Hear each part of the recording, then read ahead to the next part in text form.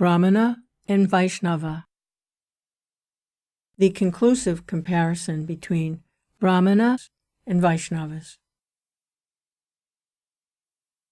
SRILA Bhaktisiddhanta Saraswati Thakur. Translated by Bhumipati Das. Continuation 24. The supremely pure devotional service given to the Gaudiya Vaishnavas by Sriman Mahaprabhu is incomparable. This devotional service is not offered to any person within the 14 worlds. The devotees have no object of service even in the waters of the Viraja, which is situated beyond the material universe, and which cleanses one of the three modes of nature. This Viraja is the highest destination for those on the path of karma. Brahmaloka is situated on the other side of the Viraja. In the non-differentiated Brahmaloka, there is no recipient for one's devotional service. This is the highest destination attained through impersonal knowledge. Passing beyond Brahmaloka, one comes to the abode of Sri Vaikuntha, where Lord Narayan resides. The regulated worshippers on the path of Pancharatrika serve their worshipful Lord Narayan here under the shelter of 2.5 rasas, Santa and Dasya, and Sakya, with awe and reverence. Above Vaikuntha is Goloka Vrindavan, where Sri Krishna Chandra, who is the perfect object of all 5 rasas, is eternally worshipped by his devotees, who are the repositories of love. Devotional service is meant for him alone, since the Harijan's worshipful Lord is not present within the 14 worlds as a material object, within the waters of the Viraja as the neutral balance of the material modes, or within Brahmaloka in formless Brahman. They have nothing to do with these places. The worshipful Lord of the Pancharatrika Vaishnavas resides in Vaikuntha, and the worshipful Lord of the Bhagavat Vaishnavas resides in Goloka. One should worship one of these lords. In the Sri Chaitanya Charitamrita, Madhya 19, 151 through 154, Sriman Mahaprabhu speaks as follows. Translation. The living entity is wandering up and down, from one planet to another, and he is very fortunate if by the mercy of the spiritual master and Krishna himself, he can get the seed of devotional service to Krishna. When a person receives the seed of devotional service, he should take care of it by becoming a gardener and sowing the seed in his heart. If he waters the seed, gradually, by the process of Shravana and Kirtana, hearing and chanting, the seed will begin to sprout.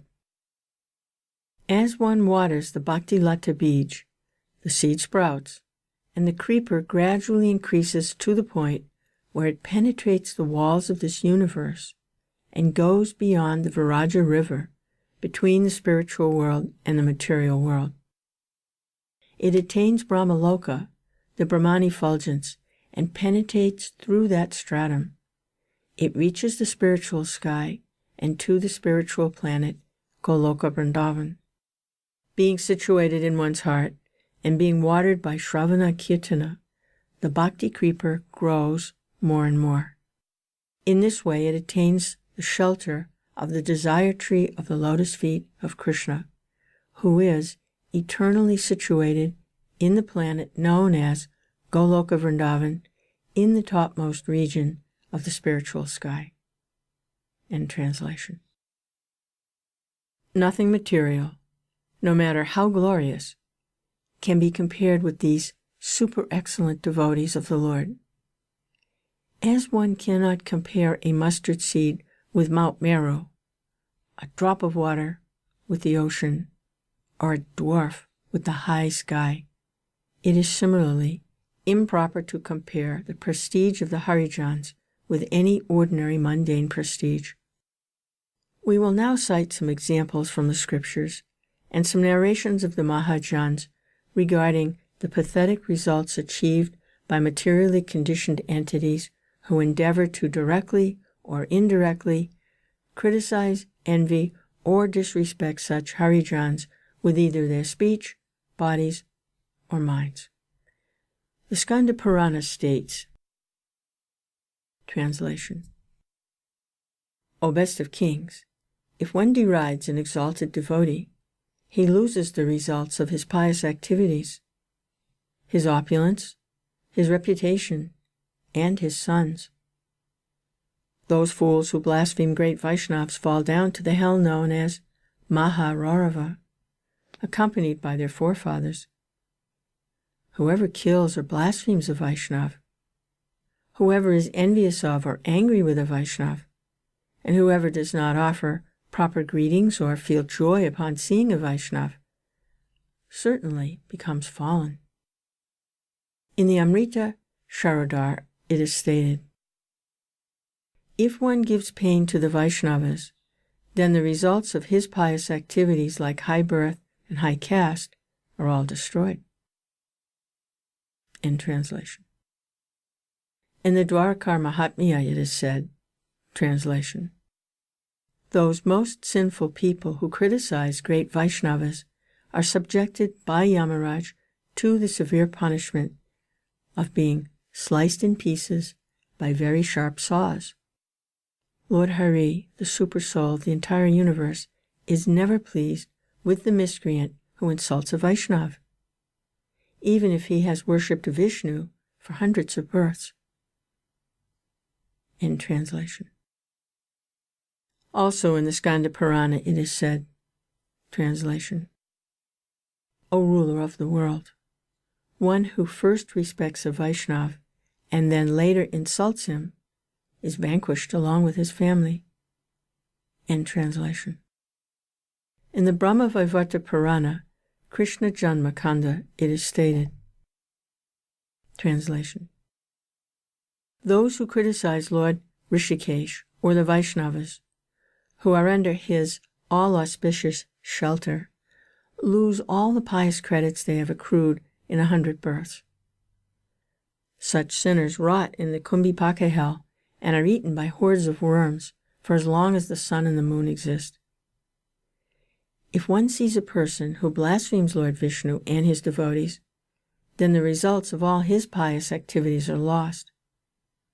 When learned persons see such non-Vaishnavas, they purify themselves by taking bath in the Ganges and looking at the sun. In translation. Sri Ramanujacharya has stated, translation, the worship of Vaishnavas is greater than the worship of the Supreme Lord. Insulting a Vaishnava is more offensive than insulting Lord Vishnu.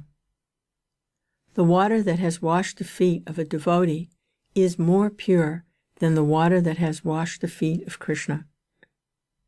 There is no higher achievement than to worship a Vaishnava.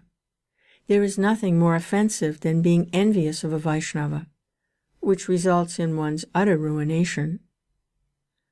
One should always converse with maha bhagavata Vaishnavas, and one should never see the lowest of mankind who criticizes Vaishnavas.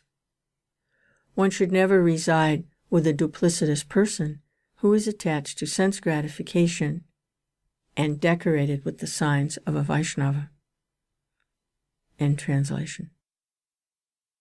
It is described in the Sri Chaitanya Bhagavat, Madhya 5, 145 and 10, 102. Translation. The sin committed by being envious of other living entities is multiplied 100-fold if one criticizes a Vaishnava.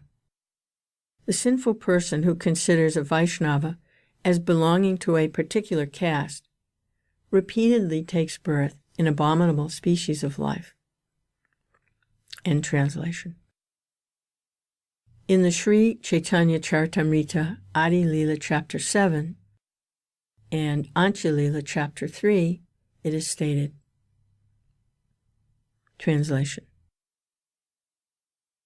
He placed all the paraphernalia for worshipping the goddess Durga outside Srivas Thakur's door. Then he placed a pot of wine beside all this. Then all the assembled gentlemen exclaimed, "What is this? What is this? Who has performed such mischievous activities? Who is that sinful man?" They called for a sweeper, Hari, who threw all the items of worship far away. After 3 days, leprosy attacked Gopal Chapala, and blood oozed from sores all over his body. He was incessantly covered with germs, and insects bit him all over his body. O sinful person, envious of pure devotees, I shall not deliver you. Rather, I shall have you bitten by these germs for many millions of years. You will have to fall down into hellish life for 10 million births. You are a foolish logician. What do you know about the devotional service of the Lord? You have insulted Haridas Thakur. Thus there will be a dangerous position for you. You should not expect anything auspicious. The characteristic of Krsna is that he cannot tolerate blasphemy of his devotees. End translation. Sri Jiva Goswami has written in his Bhakti Sandarbha. Translation.